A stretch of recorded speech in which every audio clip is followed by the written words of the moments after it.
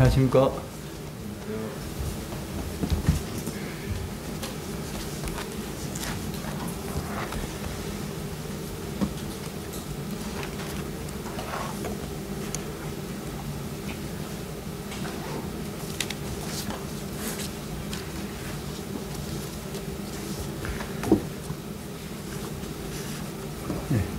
아모스 말씀을 이어서 보도록 하겠습니다. 아모스 4장 빨리 한번 읽겠습니다. 아모스 4장 구약성경 1277페이지입니다.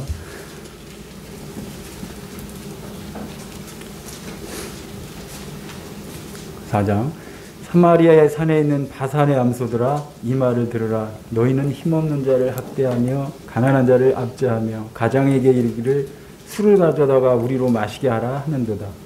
주 여호와께서 자기의 거룩함을 두고 맹세하시되 때가 너희에게 이를지라. 사람이 갈고리로 너희를 끌어가며 낚시로 너희의 남은 자들도 그리하리라. 너희가 성 무너진 데를 통하여 각기 앞으로 바로 나가서 하르몬에 던져지리라. 여호와의 말씀입니다. 4절 너희는 베델에 가서 번주하며 길갈에 가서 죄를 더하며 아침마다 너희 희생을 3일마다 너희 11조를 드리며 누룩 넣은 것을 불살라 순죄로 드리며 낙헌제를 드리 소리내어 선포하려무나. 이스라엘 자손들아 이것이 너희가 기뻐하는 바니라. 주 여호와의 말씀이니라. 또 내가 너희 모든 성읍에서 너희 일을 깨끗하게 하며 너희의 각 처소에서 양식이 떨어지게 하였으나 너희가 내게로 돌아오지 아니하였느니라. 여호와의 말씀이니라. 또 추수하기 석 달 전에 내가 너에게 비를 멈추게 하여 어떤 성읍에는 내리고 어떤 성읍에는 내리지 않게 하였더니 땅 한 부분은 비를 얻고 한 부분은 비를 얻지 못하여 말랐으며 두세 성읍 사람이 어떤 성읍으로 비틀거리며 물을 마시러 가서 만족하게 마시지 못하였으나 너희가 내게로 돌아오지 아니하였느니라. 여호와의 말씀이니라. 내가 곡식을 마르게 하는 재앙과 깐부기 재앙으로 너희를 쳤으며 팥중이로 너희의 많은 동산과 포도원과 무화과 나무와 감람나무를 다 먹게 하였으나 너희가 내게로 돌아오지 아니하였느니라. 여호와의 말씀이니라.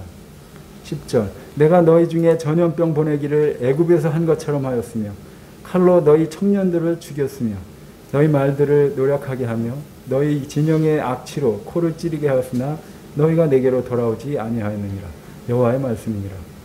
내가 너희 중에 성을 무너뜨리기를 하나님인 내가 소돔과 고모라를 무너뜨림 같이 하였으므로 너희가 불붙는 가운데서 빼낸 나무 조각같이 되었으나 너희가 내게로 돌아오지 아니하였느니라. 여호와의 말씀이니라. 12절 그러므로 이스라엘아 내가 이와 같이 내게 행하리라. 내가 이것을 내게 행하리니 이스라엘아 내 하나님 만나기를 준비하라. 보라 산들을 지으며 바람을 창조하며 자기 뜻을 사람에게 보이며 아침을 얻게 하며 땅의 높은 데를 밟는 이는 그의 이름이 만군의 하나님 여호와시니라. 이게 아모스 4장입니다.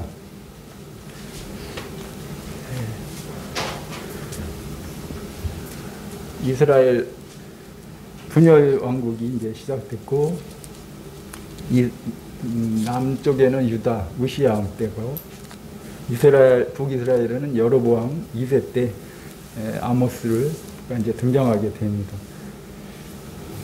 등장하게 돼서 그 아주 경제적으로 번영되고 정치적으로 안정된 이러한 남쪽과 북쪽이 다 그랬습니다. 근데 북쪽이 더하죠. 그런 가운데서 이제 잘 살게 되면 백성들은 딴 생각을 하고 종교적으로는 그럴듯한 모습은 보이지만 실제 그 안에 한 꼬풀 더 들어가고 두 꼬풀 더 들어가면 그 마음은 온통 딴 데가 있고 행위는 아주 그럴듯하게 하고 예전에 다 했던 그러한 뭐 성소에서 드려지는 예배 그런 모습 비슷한 걸 계속 하고 있어요. 그러나 가만히 따져보면 그것은 자기 신으로 그 애굽에서 섬겼던 그 여러 신들 섬겼던 그런 모습을 그대로 답습해와서 또 하고 있는 그런 모습입니다. 교구화를 일으켜서 하나님께서 계속 선포하시고 너희들 내게로 돌아오라. 안 그러면 끌려간다. 안 그러면 끌려간다. 계속 얘기하고 있습니다. 포로가 된다.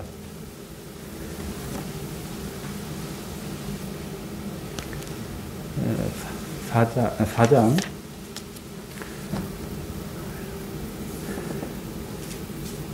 벌써 11시가 11시인가? 여기 사마리아 산에 있는 바산의 암소들이 이렇게 나오는데 1절부터 보면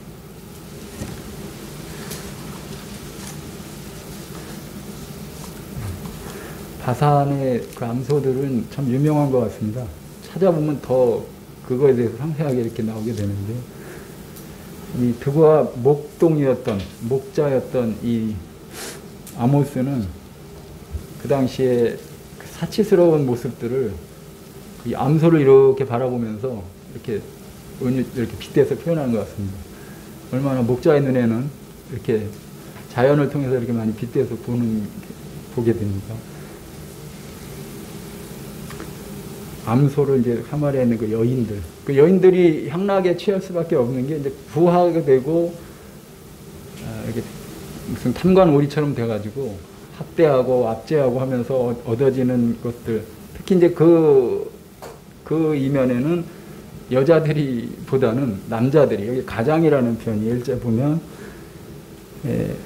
너희는 힘없는 자를 학대하며 가난한 자를 압제하며 가장에게 이르기를 술을 가져다가 우리로 마시게 하라 하는도다 할 때, 이 가장도 여기 나온다는 것이죠. 남자들도 그렇게 동조를 했지만 사실 주가 됐을 것 같다는 생각이 들고요. 남녀 할 것 없이 이렇게 술에 취하고 흥청망청 되는 그러한 모습을 이게 나타내고 있습니다. 이 소들의 특징, 어릴 때 소를 풀 뜯겨보는, 이제 고등학교 때까지 학교 갔다 오면 이제 풀 뜯으러 이제 나가고 그랬습니다만, 소 2마리가 있어가지고. 근데 그 풀 뜯는 거 이렇게 보면 연한 풀들을 얼마나 좋아하는지 모릅니다. 그냥 꼴매기러 간다고 그러죠. 그러면 옆에서 뭘 하고 있는지도 모르고 그거 뜯어 먹고 있어요. 그거만 아주 몰두해서 옆에서 뭘 어떻게든 모르고 그러는 소입니다. 좀 아둔하죠. 이 여인들의 그런 향락에 대해서도 자기 것만 알고 거기서 몰두해서 옆에서 어떻게 돼도 누가 옆에서 죽어가고 어려운 자가 학대받는 자가 어떤지 도대체 보라볼 겨를도 없고 자기 것만 그냥 이렇게 하는 이런 모습을 이렇게 바산의 암소로 드러내지 않았는가. 그래서 이렇게 빗대서 말씀을 깨우쳐 주고 계십니다. 자, 이럴 때 2절에 보면 여호와께서는 맹세를 또 하시는데요.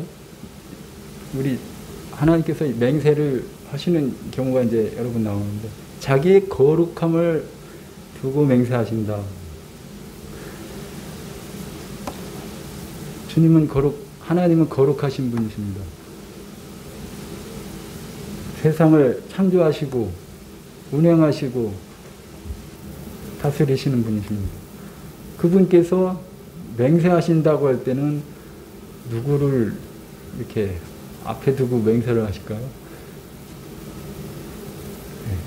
자신밖에 없을 것입니다. 사람을 두고 하시겠습니까? 그때 그 거룩함을 두고 맹세하십니다. 한 점 무결하신 그 거룩함으로 맹세를 하십니다. 히브리서에서도 이런 부분이 나와 있고요. 우리 찬송가에도 보면 그런 이 눈에 아무 증거 아니 배워두고 3절인가요? 거기 보면 자기의 거룩함을 두고 맹세함 이런 표현도 나옵니다만, 주님은 그러신 것 같습니다. 이럴 때 이 맹세라는 것은 정말 변함이 없고요. 반드시 이루시고, 이렇게 안 해도 이루시는데 이렇게까지 강조하면서 확실하게 이렇게 맹세를 하십니다. 자, 어떻게 맹세를 하시냐면, 너희들 이제 어떻게 끌려가는가 바라보면서 그것들을 이제 예고를 하십니다. 거기 2절 보면 중간에 사람이 갈고리로 너희를 끌어가며 낚시로 너희 남은 자들도 그리하리라. 우리 갈고리 오면 낚시 좋아하시는 분들 낚아채죠. 그 끌려가는 여기 막 피가 묻은 고기 우리 많이 잡아봤죠. 민물 낚시 저는 해봤는데 참 불쌍한데 이제 그 재미로 또 낚시도 하고 그러는데 영혼을 낚는다라고 할 때 사람을 이렇게 끌려가는 이 포로된 모습에서 이런 낚이는 모습으로 보면 상당히 비참하고요. 그냥 온통 피투성이가 돼서 끌려가는 그런 모습을 일 것입니다.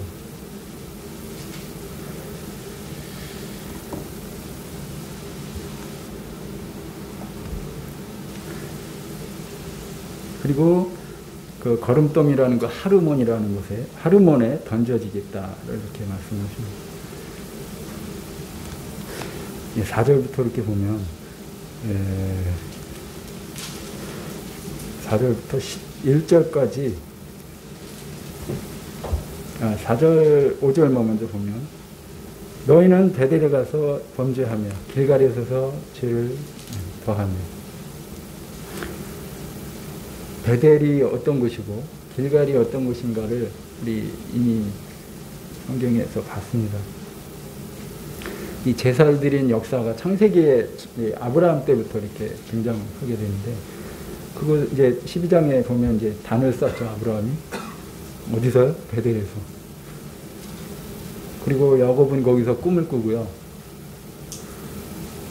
그리고 이제 여로보암 때 와서 이제 제사지로 이 베델과 단 두 곳을 이렇게 정해가 됩니다. 물론 이제 금송아지를 거기다 이제 딱 두고 그런 작태를 벌이고 있습니다. 이 아모스는 이러한 모습에 온당하게 여겨지지 않았죠. 그러한 것을 저렇게 세속화시켜 놓고 놨다는 것에 대해서 납득이 안 갔을 것입니다. 북왕국의 성소같이 여겼던 그 배들이 지금 어떻게 타락되고 있는가를 보면서 아모스는 분개하지 않을 수 없는 것입니다.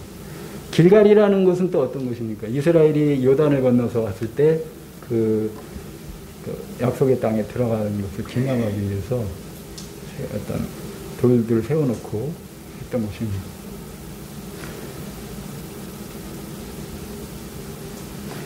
이런 곳이 이제 지금 말하는 투가 조금 이제 여기 4절에 여기 어떤 말투인지를 좀 보면 참 재밌는데요. 베델에 가서 범죄하며 길갈에 가서 죄를 더하며. 약간 조롱하는 그런 조 같습니다. 베델에 가서 하는 모든 것 하나님께 드려진 게 아니고 범죄다. 길갈에 가서 너가 하는 모든 것들이 다 죄다. 아무리 해봐라. 너희 자신을 기쁘게 하는 그것이다. 이렇게 하는 것입니다. 여기 순죄, 낙헌죄, 이거 계속 감사하고 하나님께 드려지는 어떤 그런 제사인데요. 이것들 너희가 기뻐하느니라. 이스라엘 자손들아, 이것들이 너희가 기뻐하는 거니라. 하나님이 어떻게 생각하는지 가인과 같이 자기의 것으로 하나님께 드리면서 하나님께서 받으신다고 생각하고 있는 것입니다. 하나님은 어떻게 생각하고 있는지도 관심이 없습니다. 요즘 시대만 그런 건 아니고요. 점점 이런 것 같습니다. 예배 시간에 와도, 아까 이렇게, 만찬 형제님들 감사하고 그럴 때요. 그 하나님께 묵상한 것들을 가지고 이렇게 나와서 하는데, 어느 순간에는 다른 생각을 하고 있고요. 좀 집중하지 못하고 있는 그런 모습을 발견합니다. 심지어 피곤하다고 어제 난 좀 피곤했어. 뭐 이런 생각을 하면서 뭐 꾸벅꾸벅 되려는 그런 성향도 있는 것 같습니다. 이게 뭘까? 좀 참 경계해야 될 부분이고요. 좀 깨워야 될 것 같습니다.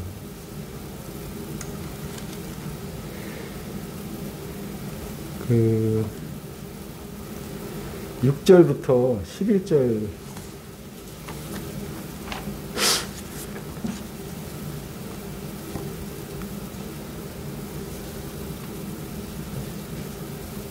여기 이게 지금 이렇게 본 거 4절, 5절 이렇게 봤는데 여기서 보면 6절 넘어가기 전에요. 이 진실이라는 것은 다 물 건너간 상황, 이 4절, 5절에 이런 것들을 보면서 사람들의 행위는 다 종교적으로 바뀌었고 하나님과의 참다운 교제가 아니라 사람들에게 보이기 위해서 하는 그들의 헌신도 그렇고 그게 이제 헌신이라는 이름으로 하겠지만 그 안에는 자기 취미 활동이고 이런 여가 활동이고 이런 것들을 하다못해 11조도 드렸던 거 3일마다 드렸던 11조도 그 일부가 이제 훔친 땅에서 가져오는 것입니다. 짐승들도 부정하게 뺏은 짐승, 착취해서 그런 것들을 가져다가 드리면서 자기는 옳은 걸 드린다고 생각하고 있습니다.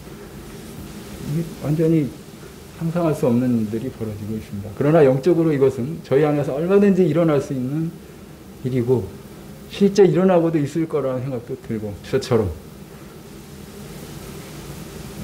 좀 무서운 일입니다.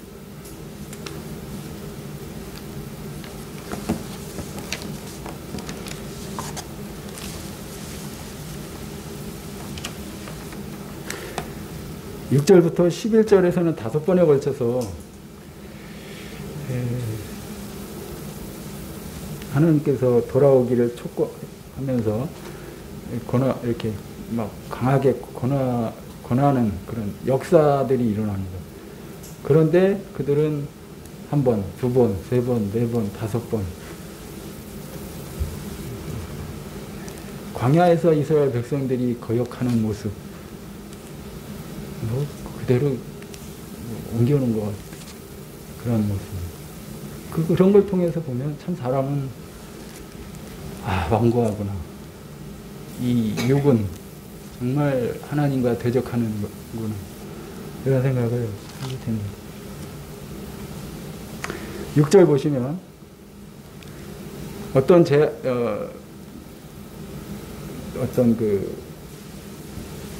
재앙이 오냐면요. 양식이 다 떨어집니다. 기근이죠. 그래서 이가 깨끗하게 될 정도에 먹은 게 없으니까 이가 하얘. 뭐 이에 찌꺼기가 있어야 들어가면 뭐 찌꺼기라도 있어야 뭐가 이가 저기 되는데 이가 허옇. 아무것도 씹지도 못하는 이런 상태. 그런 상황이 왔는데도 이들은 이것이 하나님이 이렇게 하시는구나. 우리 소위를 살피자 하면서 하나님께로 돌아가면 좋은데 그냥 그것에 맞는 거를 찾는 거예요. 그러니까 뭐 양식이 없으면 여기 또 가보겠죠. 또 저기 다른데 가보겠고 거기도 없는데 아주 그런 상황에서 돌아오지 않았습니다. 7절에 보면 추수하기 석 달 전에 비를 안 내리십니다. 이게 이 당시 이스라엘에서 이른 비가 내리는 시점입니다. 이때가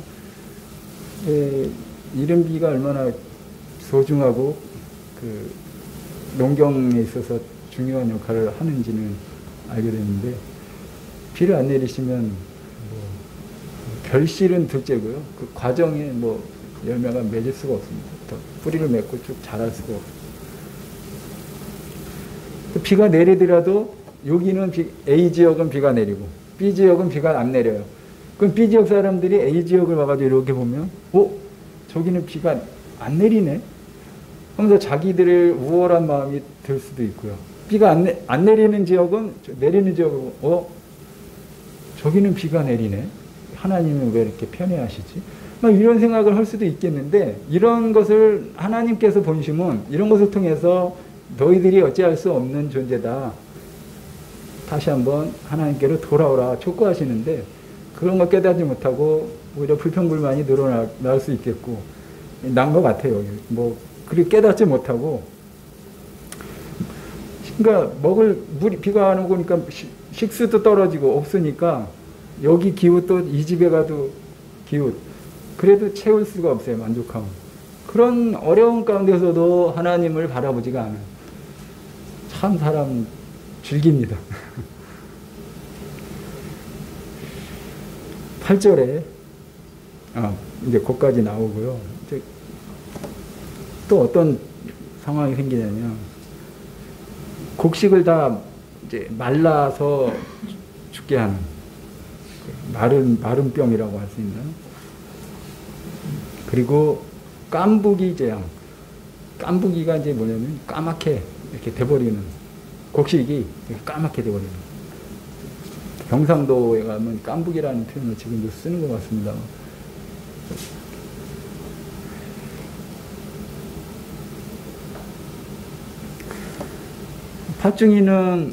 팥중이로 너희의 많은 동산과 포도원과 무화과나무와 감람나무를 다 먹겠다. 메뚜기입니다. 메뚜기가 다 갉아먹습니다. 뭐 씨도 안 마르죠.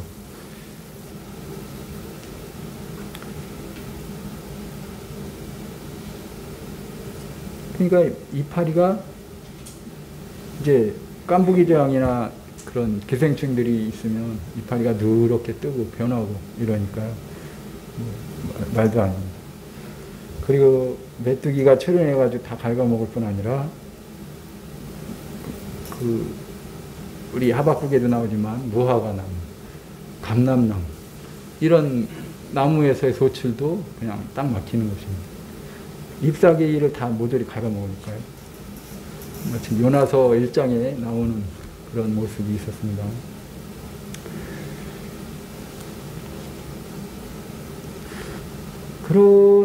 그런데도 여기 9절까지 보면 돌아오지 않아요. 건널 수 없는 다리를 걷는 것처럼 돌아오지 않습니다. 10절에 보면 이제 전염병을 보냅니다. 애굽에서 한 것처럼 보낸다고 나왔습니다. 그리고 칼로 청년들을 죽였다. 너희 말들을 노력하게 했다. 여기 11절에 성읍이라는 표현이 나오는데요. 이들이 이런 어려운 가운데 처하자 어떤 사람들이 많은 도시나 성읍으로 모여든 것 같습니다. 그랬을 때 하나님께서 또 치시는 것입니다.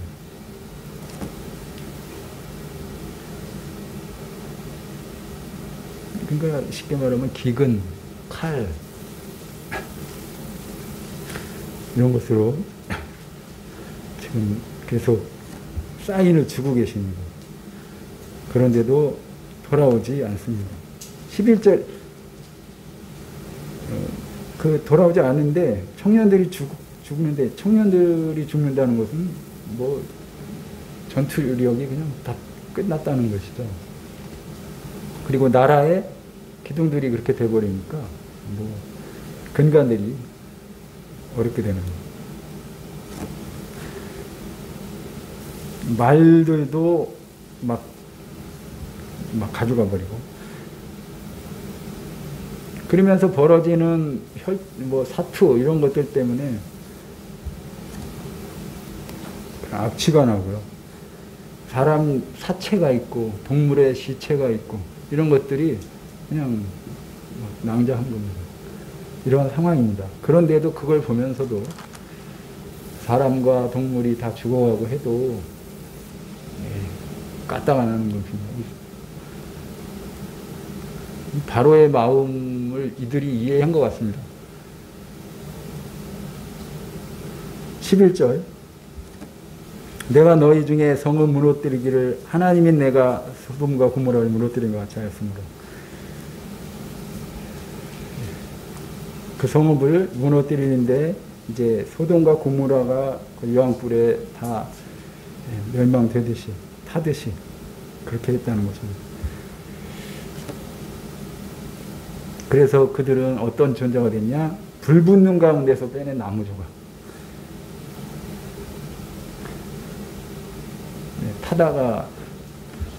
불 타다가 남은 이렇게 조각 이렇게 한번 꺼내 보시면 아주 아름답죠?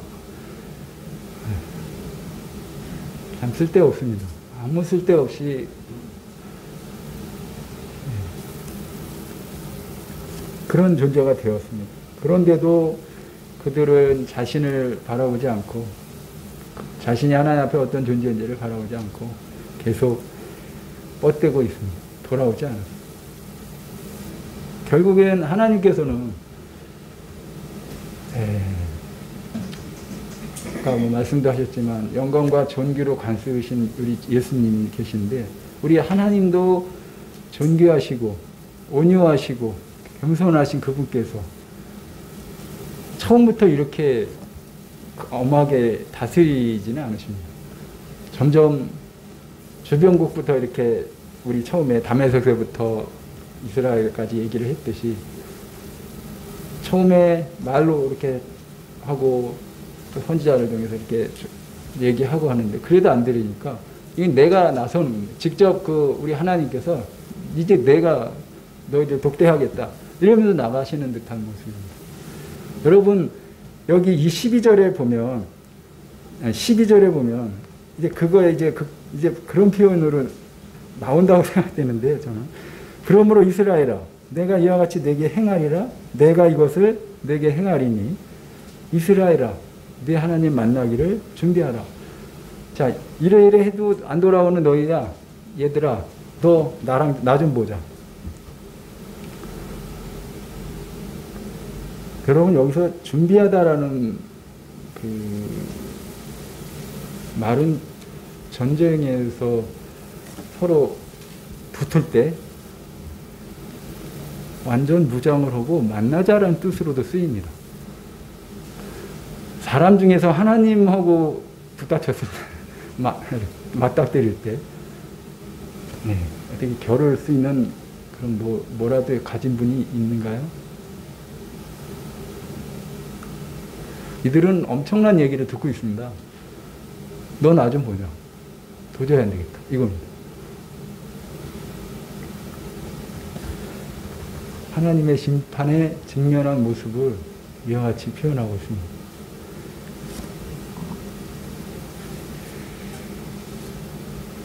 사람들은 우리 마태복음서에 나오는 것처럼 하늘이 붉고 흐리면 참 오늘은 날이 굵겠구나 또 이렇게 날씨를 잘 분별합니다. 그러나 이와 같은 이스라엘 백성들의 모습은 그렇게 5번이나 거쳐서 여러 가지 징조들을 보여주면서 돌아오라고 해도 그거에 대해서는 또 천기 분별이 안 돼요. 하늘 사인에 대한 분별이 안 됩니다. 우리들의 마음은 이들과 많이 닮아 있는 것 같습니다. 지금 코로나 시대에 여러분들 많은 생각들 하고 계실 겁니다. 왜 이런 일들이 벌어질까? 우리가 겪어보지 않았던 예전에 또 뭐 찾아봐야 이런 재앙 같은 것들을 이렇게 찾아보게 되지만 좀 흔치 않은 새로운 방법의 어떤 일들 이게 징계라는 생각을 많이들 하실 겁니다. 그 징계를 받을 때는 그러니까 주님 앞에 조아리는 수밖에 없습니다. 왜 그러십니까? 왜 이런 일들이 벌어집니까? 나한테 무슨 잘못이 있습니까? 이게 우리 신앙인의 모습이고 저희 믿는 자들의 모습이라는 생각이 듭니다. 나라를 탓하고 뭐 방역이 어떻고 뭐 통제를 어떻게 하네 뭐 이거 이전에 너 자신의 소유를 살피고 지금 우리가 단군이래 이렇게 잘 산다고 할 때 뭐 그렇게 표현은 그렇게 하지만 1인당 국민소득이 이렇게 높고 이런 정말 이 바산의 암소 같은 암소들아라는 표현을 들을 만한 그런 부와 어떤 그런 잘 사는 때인데 이것을 어떻게 시간과 물질과 주신 것들을 활용하고 있고 적절하게 주님 앞에 드리고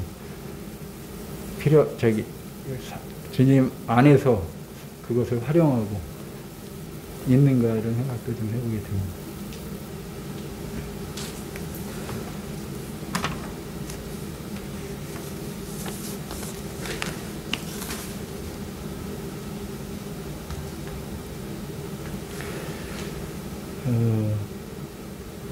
4장 12절 한 번 더 읽겠습니다. 이스라엘아, 네 하나님 만나기를 준비하라. 여러분들은 이 말씀을 여러분들에게 적용했을 때 이 자기 이름을 넣어서 누구야? 아무개야? 네 하나님 만나기를 준비하라. 이렇게 요청을 듣는다면 뭐 자다가 만약에 꿈에서도 그런 말씀이 이제 해주시거나 말씀을 보다가 이런 말씀이었을 때 어떻게 해석하고 받아들이시겠습니까? 어떻게 하나님은 여러분들에게 말씀해 주시겠습니까? 지금 이러한 시대에 코로나 시대에 저희들은 어떻게 이것을 이스라엘이 아니고 저희들이 어떻게 유익하게 받고 실천할 수 있을까요?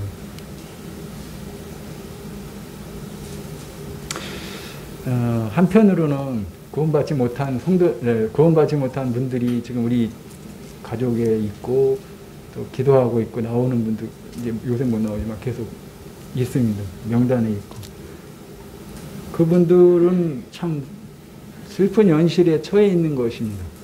여호와를 하나님 만나기를 준비하라고 했을 때 지금 딱 오신다면 상당히 슬픈 현실입니다. 아주 무겁고 아주 흉측한 상황이 생기는 것입니다. 저희로서는 어떻습니까? 믿는 저희로서는 그것도 좀 달라질 것 같습니다. 다 한결같지는 않을 것 같습니다. 그러나 대체로는 하나님 만나는 거에 대해서 주님 지금 오신다 해도 그거 바라던 바입니다. 내가 주님 사모해서 좀 어렵지만 이 땅에 참 나그네 같은 삶이지만 그냥 주님 바라보고 이렇게 여차여차 살아왔습니다. 그래서 몸도 많이 피곤하고 여러 가지 연륜에 있어서 다르지만 그 겪은 그런 것 때문에 힘들지만 주님이 온전하게 하시는 우리 영원한 처소, 그 몸이 다시 이제 그 처소를 덧입어서 하나님과 같이 되어서 살 수 있다면 그 얼마나 행복한 것인가 하면서 기다리고 하실 것입니다. 우리 이승만 형제님도 계시지만 죽음에 대해서 많이 생각해 봤을 겁니다. 간접적으로 옆에서 저희도 그런 생각을 하는데 본인은 죽음과 얼마나 맞닥뜨린 사투를 벌이겠습니까? 그런 상황에서 주님을 만나기를 준비하라고 했을 때 우리는 당장은 힘들지만 이 소망이라는 큰 은혜가 있기 때문에 엄청 상황이 달라집니다. 똑같은 세상과의 상황과는 다릅니다. 나이 드신 분들은 이 말씀을 어떻게 받아들이실까요? 내 하나님 만나기를 준비하라. 옆에 있는 어릴 적 친구들이 한 명씩 없어집니다. 엊그저께 만났던 경로당 그 할아버지도 돌아가셨다는 얘기를 듣게 됩니다. 점점 주위에 한두 분들이 없어지고 그러면서 이제 어떤 심각한 패닉으로 오는 분도 있고요. 나는 어떻게 되는 거지? 근데 신앙을 가진 분들은 이게 또 상황이 달라집니다. 물론 슬픈 것은 당했지만 다 우리가 한 대로 가고 지는 것인데요. 그 상황 가운데서 이 소망이 있습니다. 나 죽으면 우리 하늘나라에 가서 주님과 함께. 그러니까 이게 아주 넉넉히 이길 수가 있습니다. 그리고 또 말씀을 계속 봅니다.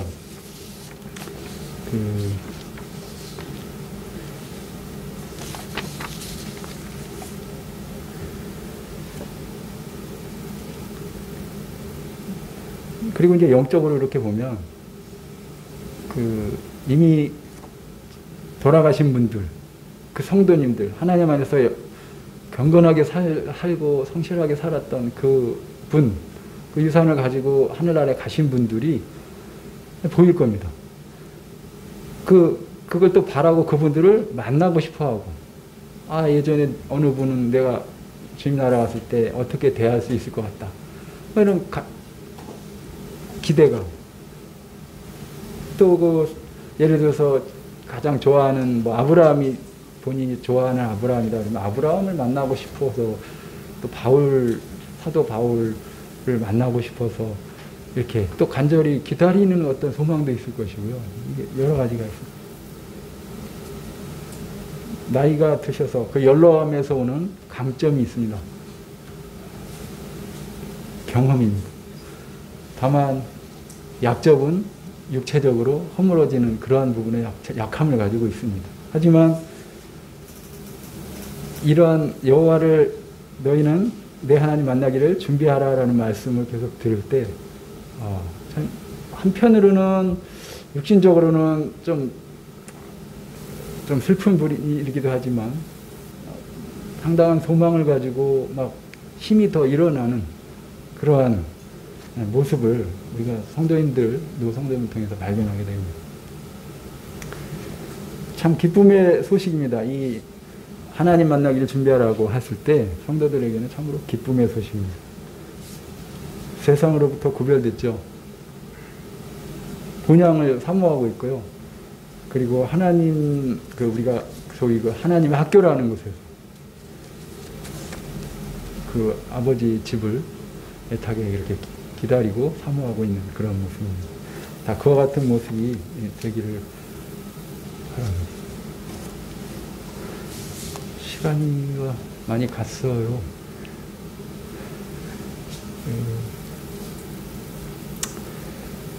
한 10분만 더 좀 사용하겠습니다. 10분 정도. 아까 이야기가 좀 반대로 가는 것 같아요. 아직 믿지 않는 분들에게는 이제 복음을 잠깐 전해다면 믿지 않는 자들에게는 하나님 만나기를 준비하라고 했을 때는 이거 연리에 제쳐놓고 달게 들어야 될 일입니다. 지금 이 방송을 들으시는 집에서 계신 우리 믿지 않는 가족들, 지금 어디 어느 지역에 축제에 놀러 가자 이런 게 중요한 것이 아닙니다. 날씨가 오늘 한결같이 맑은데 어디 좀 가볼까? 이거보다 더 가장 위에 있는 일이 있습니다. 하나님 만나기를 준비해야 됩니다. 그때의 준비는 전투가 아니라 하나님과 싸우려고 만나는 그 전투가 아니라 자기가 하나님 안에서 어떻게 발견되는가 이것을 보는 것이고 자기가 어떤 자인가 내 안에 뭐가 있고 하나님 나한테 무엇을 요구하시고 이런 것들을 보는 것인데요.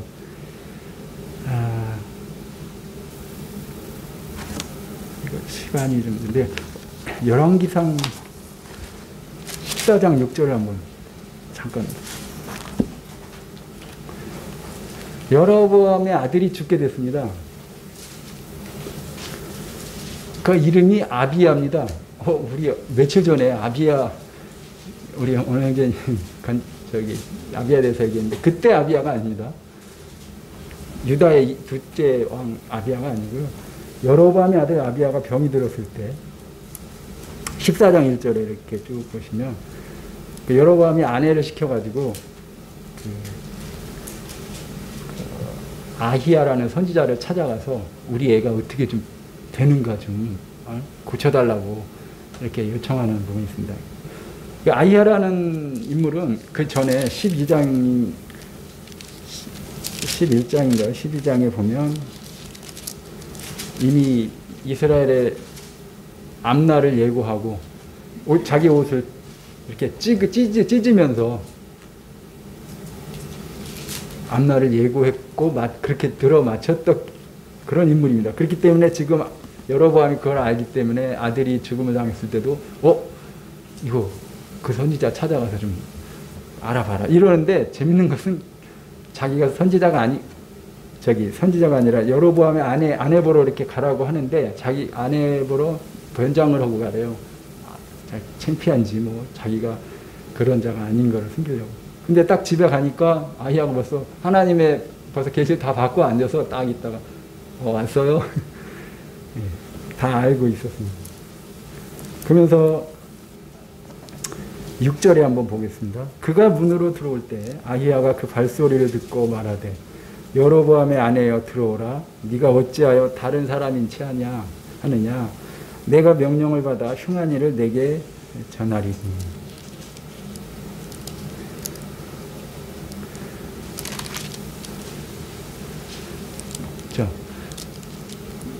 무슨 해결책이 있을 줄 알고 가가지고 들어봤을 때 거기서 듣게 된 거는 흉한 일. 이거 뭐 가만히 보니까 흉한 일이 보통 흉한 게 아닌 것 같습니다. 그 17절로 가보면 애가 죽는 것이고,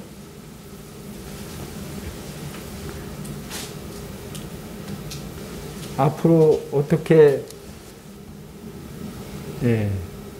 화를 당할 것인가에 대한 것들을 이제 예고하게 되는데요.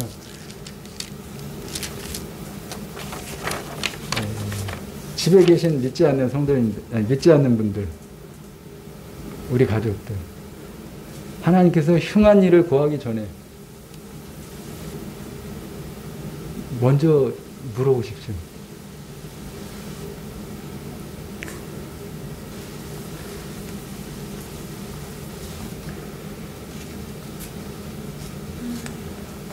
하나님께서 말씀하십니다. 당신 머지않아 나를 만날 거야.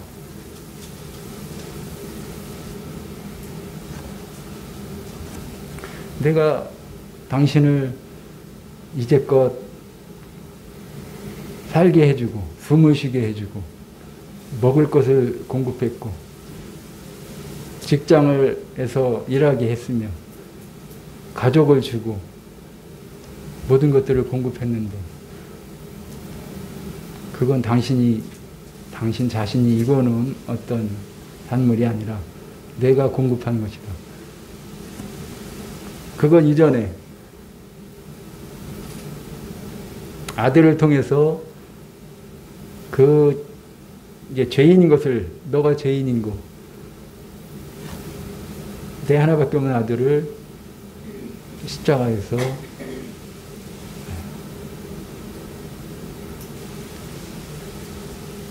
그 당신의 죄를 대신해서 극한 그런 죄인이 되어서 온 인류의 그 재앙을 십자가에서 이렇게 담당함으로 당신은 죄에 대해서 사면당한 사실을 알고 있느냐. 하나님 만나기를 준비하라. 이런 음성을 들려줄 것입니다.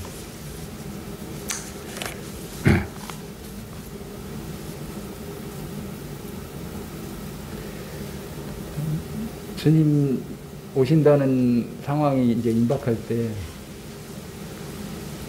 이것이 흉한 소식으로 다가오는 이러한 자들 참 안타까운데요.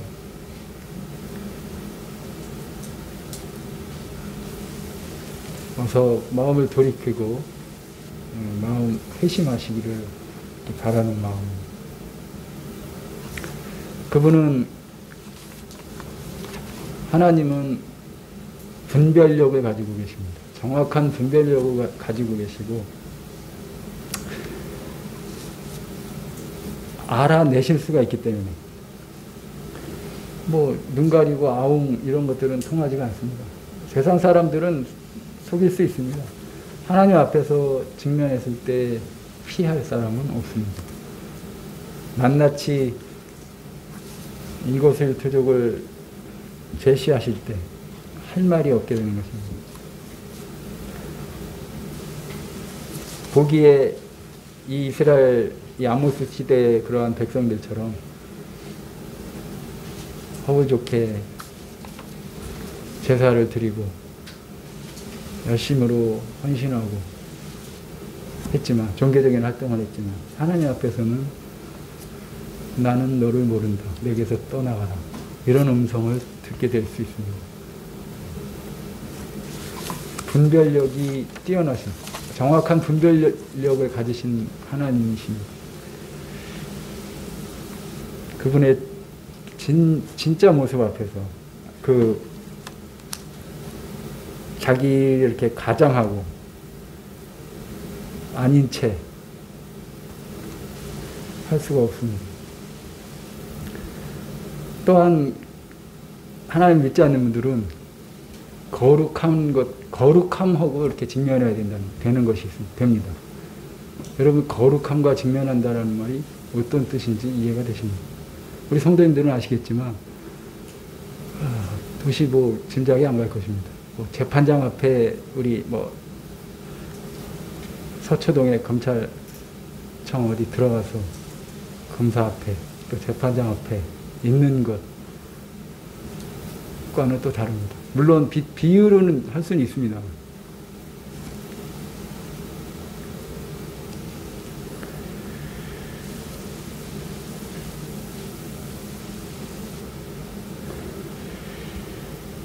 어떤 분은 그런 표현을 썼습니다. 수치를 당하신 긍휼 앞에 선다.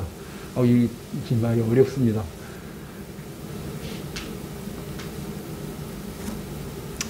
이게 참 가장 무시무시한, 믿지 않는 자들이 들어야 될 가장 무시무시한 말일 것입니다. 여러분, 양심에게 호소를 해볼 수도 있습니다. 회개하라고. 그리스도를 초청받았고, 구원을 받도록 계속 권면을 받았고, 했습니다. 그럼에도 이스라엘 백성처럼 5번이나 거역하고 내게로 오지 않는다는 그런 얘기를 들을 때, 우리 믿지 않는 분들은 돌아오시길 바랍니다. 아직도 죄를 가지고 있습니까? 이렇게 물은다면 끄덕일 수밖에 없습니다. 그분 앞에서. 여러분들은.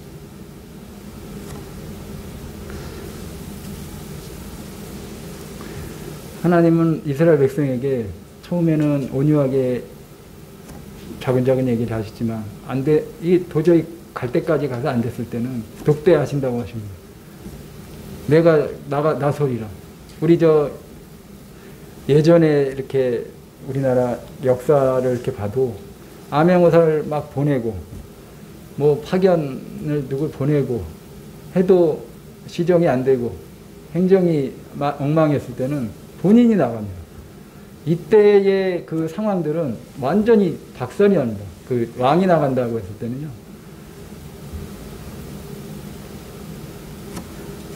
하나님께서 지금까지 여러분들에게 참으신 것 얼마인지 모르겠습니다만, 죄를 가지고 하나님 앞에 나설 때 여러분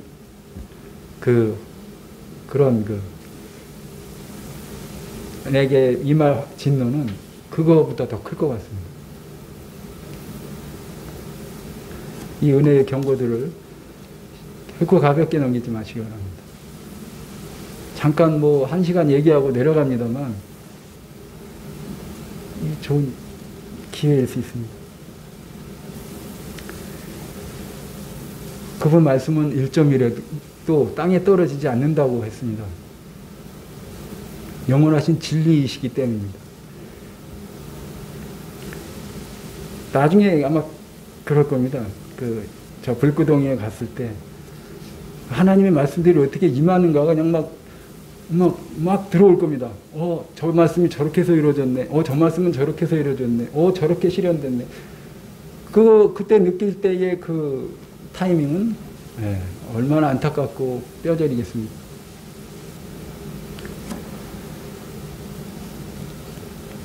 그것들이 여러분, 믿지 않는 분들의 마음에 아주 증명이 될 때, 이게 참, 무시무시한 일입니다.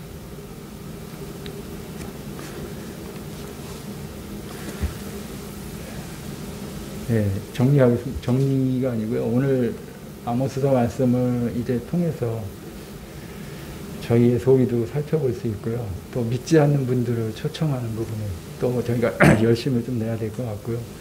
또 코로나 핑계로 소홀히 하는 부분도 있습니다. 전도지 돌린 지가 오래됐고요. 또 연락한 지도 오래됐고요. 뭘 하는지 지방에 내려가서 벌써 몇 개월 전에 어떤 일을 하신다는데 그것도 나중에 알게 되고요. 깜짝 놀래요. 지금 뭐가 어떻게 된 건가. 참 이런 시대를 살고 있을 때 저희들이 주님 앞에서 다시 한번 자세를 고쳐 세우고 주님 바라보고 주님이 원하시는 이제라도 오시면 참 너무 합당한 삶을 살았다. 만나기를 준비한 자답다. 이런 말을 듣는 저와 여러분이 되시기 바랍니다. 이상입니다.